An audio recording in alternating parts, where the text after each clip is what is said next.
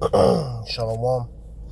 Before I begin this video, all praise, honor, and glory goes to Yahweh Ba'ashem, Yahweh Shai Ba'ashem, Rakak Wadash.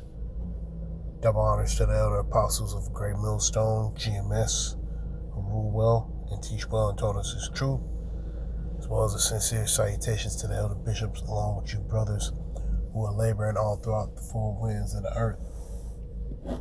Yahweh Ba'ashem, Yahweh Shai Ba'ashem, Rakak Wadash, Barakathum to you brothers. In the title of this lesson, to the spirit and power of Yahweh Ba'ashem, Yahweh Shai, is no one is visiting Babylon the Great, aka America. Alright? Because the tourism is worse than the recession of 2008, according to this article here.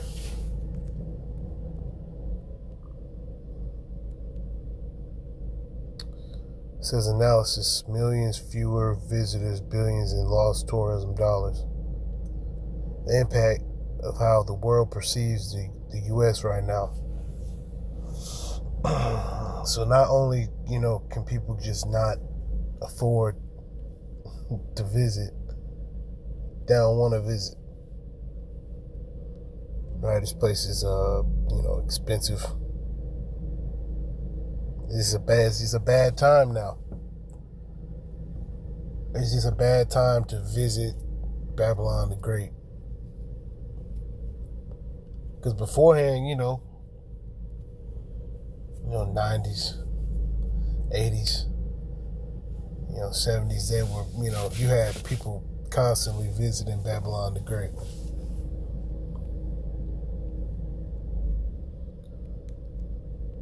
Since the complete 2025 data is in, and the message is clear. International visitors stayed away from the U.S. in the first year-over-year decline since the C1 nizzle. The drop in visitors was larger than during the global recession of 2008. So this place is only declining. The water Yahweh Ba'ashem, Yahweh Shai Ba'ashem, Rakak Wadash, that this place is crumbling from the inside out. Alright, fuck this place. Okay? And we absolutely glad that the tourism is through. The bank accounts are through, the people are through. We're thanking the Lord for this. And showing, our people, more specifically the elect, Lord's will we be of the elect, showing us that, hey, we almost up out of here. We got, we right around the corner from the sea hip. All right. It says it wasn't the P word or a collapse of the market. It was human error.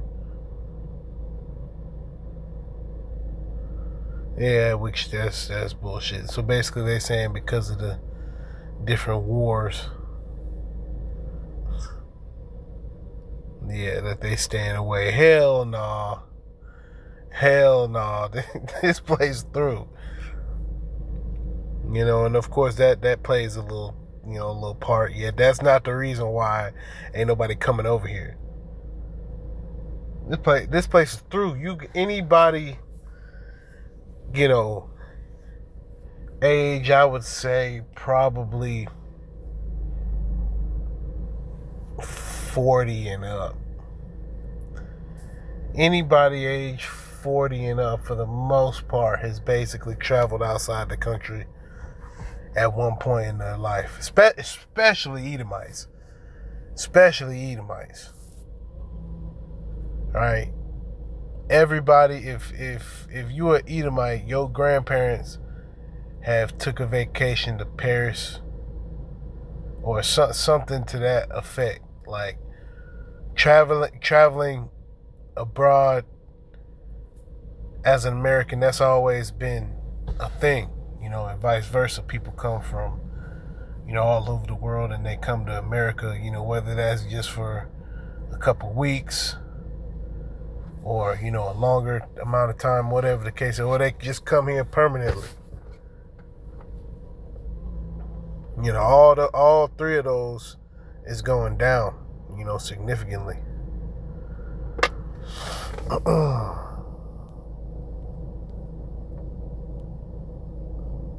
4 million fewer foreign visitors came to the U.S., with the spending decreasing by more than $8 billion.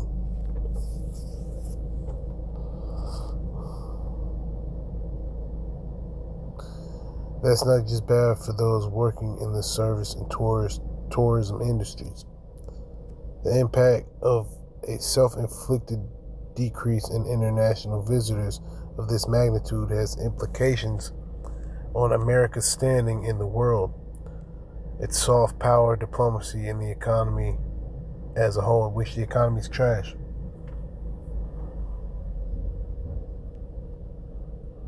All right, worrying trends.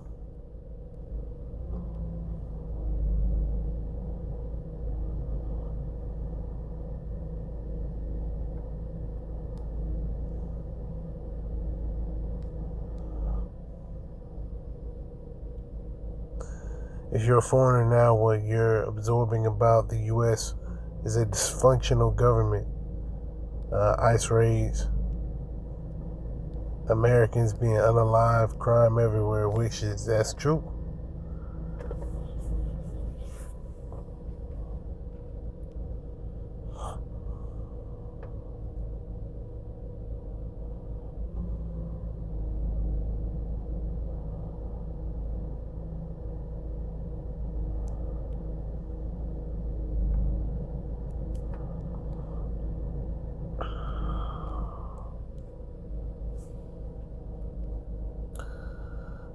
And it speaks about the just jet fuel prices, different prices, speaking about tourism economics. I said proposing extra fees to visit the U.S. Slovakia, and tariff wars are examples of penny-wise and pound-foolish policies that seem to bring in more money in principle but end up costing the U.S. much more.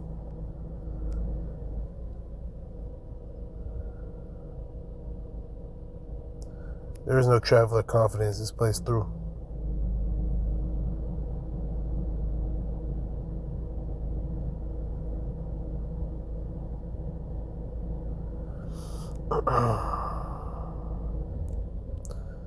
Canada leads in giving the U.S. the cold shoulder, while there were noticeable drops in visits from Germany, India, France, Chile, Australia, and China. Which all those, in all those areas, you got people coming to Babylon the Great, but now, it's stopping. And good, because they need to get more, they need to get more control, so they can't have people coming in and out, and see with that CHIP, that's going to be real control. That's going to be a real, locking down, getting everybody's whereabouts, location,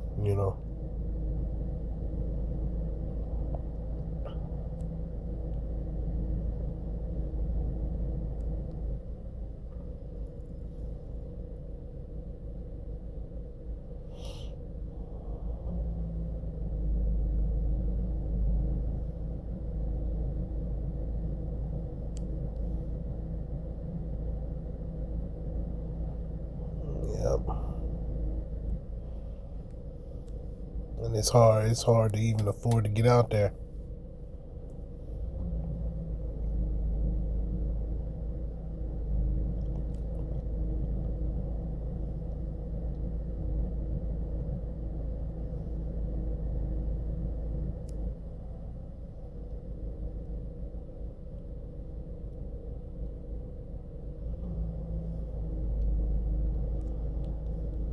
This is,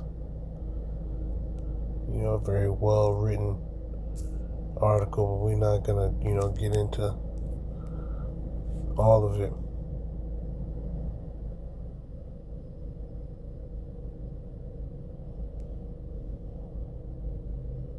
It can always be paused.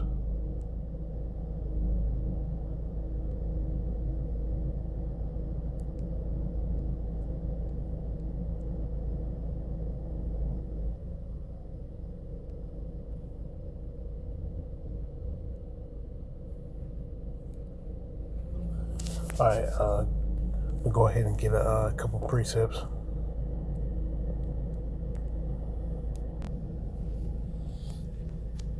All right, this is the book of Obadiah, chapter 1, and verse 1. The vision of Obadiah. Thus saith the Lord, power concerning Edom. We have heard a rumor from the Lord, and an ambassador is sent among the heathen. Arise ye, and let us rise up against her in battle. Behold, I have made thee small among the heathen.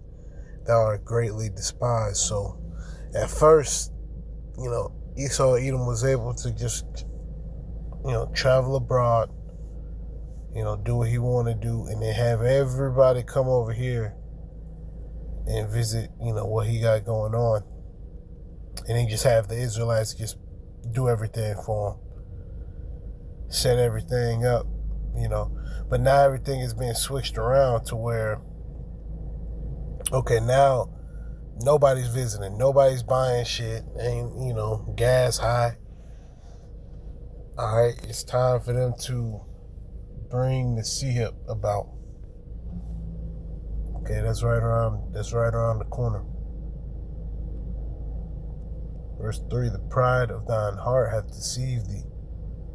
Thou that dwellest in the clefts of the rock, whose habitation is high, that saith in his heart, who shall bring me down to the ground? And these damn devils don't believe that they can be taken out of power. Yet this is an indicator that you almost up out of here, man. Because anybody with just even a piece of memory can think back, when things were quote unquote better. You had way more people traveling.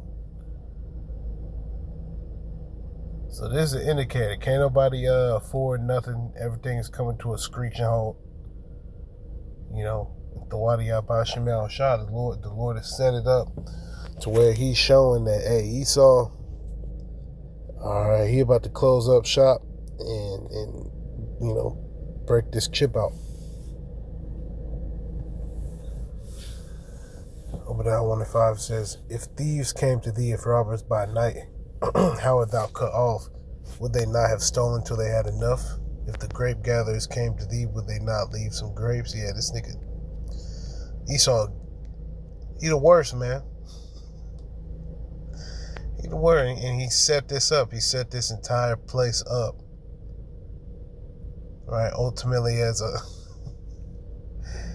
just a big ass wickedness fest, right? Just being in America is just one big psyop. It's just a fucking clown show. All right, it's a sin, like a sin fest. All types of confusion shit going on out here. You go to the store, you don't know who you seeing. It could be they got all this other shit, this, and they, them, all this other shit. In which we don't recognize any of that. We go according to what the scriptures say. All right? Obadiah 1:6. How are the things of Esau searched out? How are his hidden things sought up? So the other nations are wondering how do they know this? How do the Israelites know that Esau, Edom is out of power? How do they know that this is done? See, we know through the spirit and power of Yahweh Ba'ashem Yahweh Shai Ba'ashem Makakwadash That's how we know. We know who the heathen is, which is you other nations. We know that Esau, Edom is the devil that the Bible speaks of, the wicked. All right, that's how everything is being revealed through the Spirit. So we know spiritually this place is dead. All right.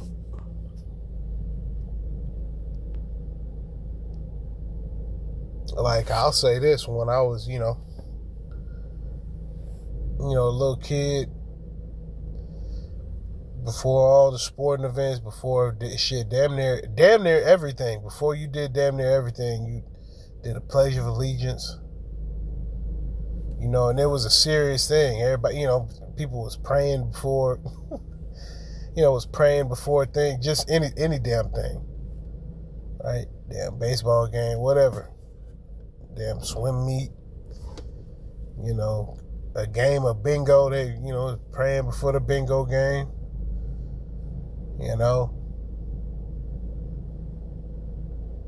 Just anything.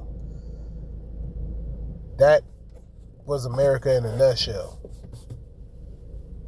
Because things are still quote unquote good. Now shit. Now we at the point now where shit. This is like an episode of The Walking Dead. Basically, it's the same. It's the same concept. Being here in Babylon the Great, it essentially is like being in Walking Dead, Zombieland, because everybody spiritually is just fucking dead here. They just burnt out, right? Unless you got the Spirit working with you through the Spirit and power of Yahweh Ba'Shem Yahshua Ba'Shem Makakodas. Unless you have the Spirit working with you, you just through. You're done. And these people, it's like the heathen is wondering, damn, why is nobody coming? Yeah, it's too expensive, and the thrill is gone. Don't nobody want to be in this damn place no more. Don't nobody want to be like this place. And part of the C-hip is by means of control. Like when a woman, wants to, get married to a man, and lock in the eyes of the world. That's basically just for control. All right, so Esau, he bringing that C-hip about as a means of control. You think it's a good time, hee ha ha. That's not the case. So like y'all have to do a part 2. I'll have to do a part 2 to basically the tourism spirit of America is through. It's gone. So I just have to make a part 2. Lord's will. This was edifying. Barakatha Yahweh Ba'Shem Yahweh Shai Ba'Shem Rakakwadash. Once again, double honors to the elder apostles of Great Millstone, GMS, who rule well and teach well, as well as the sincere salutations to the elder bishops, along with you brothers laboring all throughout the 4 winds of the earth. Yahweh Ba'Shem Yahweh Shai Ba'Shem Rakakwadash. Barakatham unto you brothers. May you brothers continue to push forward through the spirit and power of Yahweh Ba'Shem Yahweh Shai. All right, Kwame Ashala and Ababa Ball. Shalom.